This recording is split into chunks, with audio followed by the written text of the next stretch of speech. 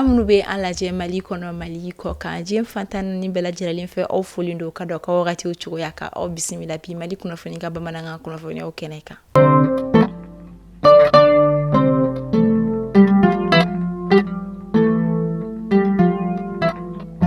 Kunnafoniya daminɛla ka sanga ni bi décembre kalo tile 27 ye an ka jamana état major général des armées a bɔra ka kunnafoniya di kɛ min yɛrɛ la a ye a yira ka fɔ ka sanga ni décembre kalo tile 24 an ka fintigilakaw ka wulikajɔ kɔni sera ka to u kɔni karo gɛlɛndinɛ tigilamaw kɔni daga yɔrɔ dɔ kɔni cɛ Bajangara marabolo kɔnɔna la kɛrɛnkɛrɛnla Magu ani Daga marabolo kɔnɔna la min kɛra sababu ye karo gɛlɛndinɛ tigilama caman kɔni fagala ani u bolo minɛ caman o kunnafoniya kelen kɔnɔna la a ye a yira ka sanga ni araba 2 décembre kalo tile 25 an ka fintigilakaw kɔni ye farapu kɔni kɛ karo gɛlɛndinɛ tigilamaw ka bolimafɛn 2 yɛrɛ kɔni kan ani ka logistique yɛrɛ kɔni kan min yɛrɛ kɔni kɛla Bulseki marabolo kɔnɔna la Douanza cercle o kɔnɔna la ka sanga ni an ka fintigilakaw kɔni farapu min kɔni kɛ u ka bolimafɛnw kɔni kan Bulkesi marabolo la a yirala ka fɔ bolimafɛn ninnu yɛrɛ kɔni kɔnɔna la fɛn min ye mugujugu de kɔni tun bɛ a kɔnɔna la o kunnafoniya kelen kɔnɔna la a yirala ka sanga ni kunungo alamisa ye décembre kalo tile 26 an ka fintigilakaw kɔni ye farapu kɔni kɛ karo gɛlɛndinɛ tigilamaw kɔni kan Urofero ni o bɛ Bajangara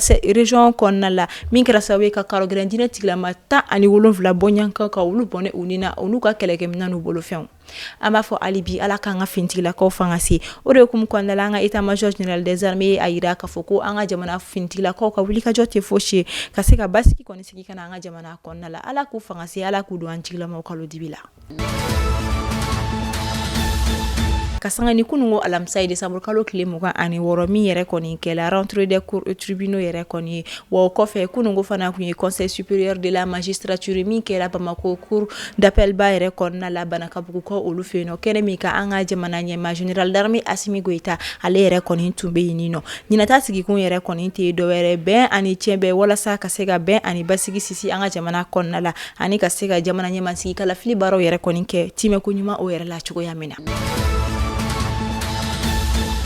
an bɛ to o kunnafoniya kelen kɔnɔna la ka sanga ni kunungo alamisa ye hali bi min yɛrɛ kɔni kɛla rentrée des cours et tribunaux yɛrɛ kɔni ye an ka jamana faba kɔnɔna la kɛnɛ min ka an ka jamana ɲɛmaa kun bɛ général d'armée Assimi Goïta o hukumu kelen de kɔnɔna la ale kɔni ye soba dɔ kɔni di an ka jamana avocat yɛrɛ kɔni ma ni o ye kiiritigilamaw yɛrɛ o kɔni ye soba min yɛrɛ kɔni bɛ k'a dɔn k'a fɔ cour suprême yɛrɛ kɔni kɛrɛfɛ Banankabugukaw fɛ yen nɔ an ka jamana commune 6nan o yɛrɛ kɔni o kɔnɔna la baara min yɛrɛ kɔni fora kosɛbɛ an ka jamana kiiritigilamaw yɛrɛ kɔni fɛ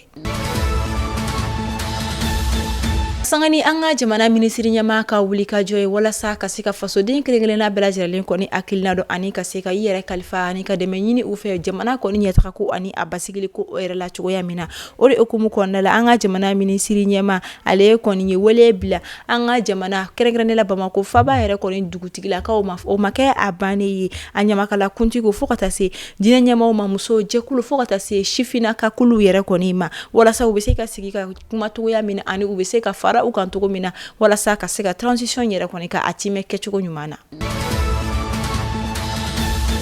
bena kɛ ka sanga ni sibiri ye janvier kalo tile 4 san 2025 centre international de conférence de Bamako kɔnɔna la ni o ye CICB ye an ka jamana kɔnɔna la alimami minnu kɔni tagara u ka kalanw kɔni kɛ Maroc jamana kɔnɔna la olu ka kalan ka hɔrɔnya gafew kɔni bɛna di u ma ni o kɔni y'u ka remise de diplôme ye an b'a fɔ ala k'o don kofɔlen yira an na ni wagati laban ninnu na an ka jamana kɔni tɛ ka kunnafoniya dumanw kɔni sɔrɔ ka sanga ni an ka tunganakɛw ka kibaruya o de kɔni ye ka da ka kunnafoniya cɛrila tuguni ko a bɛ taa sifinnaka maa 25 ni maliyɛndenw yɛrɛ kɔni don kulun dafirila ni minnu ye Maroc jamana kɔnɔna la kɔgɔji sanfɛ tuma min na o kɔni tun bɛ k'u kunda nazara jamana kan an b'a fɔ ala ka hinɛ kɛ banbagatɔ kelen-kelenna bɛɛ lajɛlen ma ala k'an fama ni ɲɔgɔnna masibakow ma ka sanga ni an ka jamana minisiriso min ɲɛsinen don kɛnɛya ko ma olu ka communiqué di min kɛra ka sanga ni bidonya ye u ye a yira ko a bɛ taa maa 87 la minnu kɔni bɔra an ka jamana kɔnɔ ka taa u ɲɛma dogo jamana wɛrɛw la ni o ye dafɛ jamanaw ye ka sabu kɛ ni ɲinanji ka walankatali ye an ka jamana kɔnɔna la wa o ma kɛ a bannen ko a bɛ taa maa 500 bɔɲanko fana na minnu ye dekun yɛrɛ fana kɔni sɔrɔ ɲinanji ka walankatali fɛ an ka jamana kɔnɔna la tarata don décembre kalo tile mugan ani naani san 2024 an ka jamana faba kɔnɔna la a yɔrɔba minnu bɛ yen nɔ olu kɔni tɔgɔw dala kura ye an ka jamana cɛfarinw ni an ka jamana maaba olu kɔni na ka da kan fɛn min ye avenue de CEDEAO ye min yɛrɛ tɔgɔ kɔni kuntalen don CEDEAO la o tɔgɔ kɔni falela ka a tɔgɔ kɔni da Alliance des États du Sahel ni o ye AES yɛrɛ kɔni ye kɛnɛ min kan an ka jamana ministre ɲɛmaa kɔni tun bɛ yen nɔ général de division Abdoulaye Maïga ale yɛrɛ kɔni tun bɛ nin baptême kɛnɛ o kan wa o ma kɛ a bannen a bɛ taa yɔrɔ 34 bɔɲanko la minnu tɔgɔ kɔni dala kura ye wa o yɔrɔw la fɛn min sirabaw bɛ a la monumentw bɛ a la fo ka taa se lakɔlisoba olu kɔni ma o de kama fɛn min USJP bɛ yen ni o ye Badalabugu kulu sanfɛ université min bɛ ni o ye université des sciences juridiques et politiques de Bamako o tɔgɔ falenna k'o kɛ université de Kurukanfuga o ye o ma kɛ a bannen fɛn min ye Fakoli Dunbiya ale tɔgɔ da la k'o kɛ boulevard du Fakoli Dunbiya ye boulevard du peuple ka o fɛnɛ tɔgɔ kɔni da min yɛrɛ kɔni taara ka ɲɛsin an ka jamanadenw yɛrɛ kɔni ka tasibila kɛ u ye o kɔfɛ boulevard Damangile Jawara o fɛnɛ da la fo ka taga se ka dɔn k'a fɔ université des lettres et des sciences humaines de Bamako o tɔgɔ falenna k'o kɛ université Anbɔ Wologem o fana ye ka da kan an ka jamana cɛba don écrivain fana kɔni tun don wa o ma kɛ a bannen Samori Touré ale fana ye tɔgɔ da la boulevard la k'o kɛ boulevard Samori Touré ye an b'a fɔ hali bi ala k'an ka jamana ka yɛrɛya segin a ma ka taga a fɛ ala k'an ka jamana ɲɛmaaw kɔni dɛmɛ u ka nin ŋaniya ɲuman an'u ka nin wulikajɔba ninnu kɔnɔna an ka jamana ka yɛrɛya segin ko o la an bɛ taa kɔkan kibaru la ka sanga ni kunungo décembre kalo tile 26 ye CEDEAO kɔni bɔra ka a yira k'a fɔ ko u b'u ka dɛmɛ kɔni ta ka ɲɛsin Nigeria jamana ani Afrique de l'Ouest jamana kelen-kelenna bɛɛ lajɛlen ma ka da ka a yirala k'a fɔ ko maa dɔw fɛ ko Nigeria jamana kɔni bɛ ka karo gɛlɛn diinɛtigi ma walima banbagaci wale tigilamaw kɔni dɛmɛ jamana caman kɔni ka mu ka dɔn k'a fɔ basigiyabaliya bɛ jamana minnu kɔnɔna la o kama CEDEAO kɔni ye a yira k'a fɔ ko a bɛ wagati caman bɔ san caman CEDEAO o kama CEDEAO kɔni ye a yira k'a fɔ ko a bɛ san caman bɔ Nigeria jamana kɔni ye a ka dɛmɛ ta ka ɲɛsin farafinna jamana caman ma fɛn min Afrique de l'Ouest jamanaw dɔrɔn tɛ basigibaliya wagatiw kɔnɔna walasa ka se k'u dɛmɛ basigi ka se ka segin ka na u ka jamana kɔnɔna la ko o kama olu ka jamana kɔni sen tɛ nin ko na wa a nin tɛ nin ko na ko u ni kuma min fɔra ka se olu ma ko o kɔni tɛ tiɲɛ ye ko wa ko u tɛ sɔn nin kuma o yɛrɛ kɔni ma o kama ko CEDEAO kɔni bɛ a ɲini fɛn min ye o kama CEDEAO kɔni ko a b'a ɲini ka dɔn k'a fɔ sous-région jamana kelen-kelenna bɛɛ lajɛlen fɛ ko u ka sigi ka kuma kɔni kɛ ka da kan ko o de ye damu ye an bɛ taa Burkina Faso kaw olu fɛ yen nɔ Burkina Faso jamana ɲɛmaa capitaine Ibrahim Traoré ale kɔni kasoladen 1200 bɔɲan ko ka hinɛ kɔni kɛ ka ɲɛsin olu ma minnu kɔni bɛna se ka action de grâce kɔni sɔrɔ ka da kan a yirala k'a fɔ ka sanga ni sankura kɔni nali ye Burkina Faso jamana ɲɛmaa kɔni ye a yira k'a minɛ janvier kalo tile fɔlɔ la fɛn min ye kasoladen 400 bɔɲan ko minnu kɔni tun bɛ kaso la olu bɛna bila ka bɔ kaso la pewu wa fɛn min ye peine kɔni tɛna ta u kama tuguni wa o kɔfɛ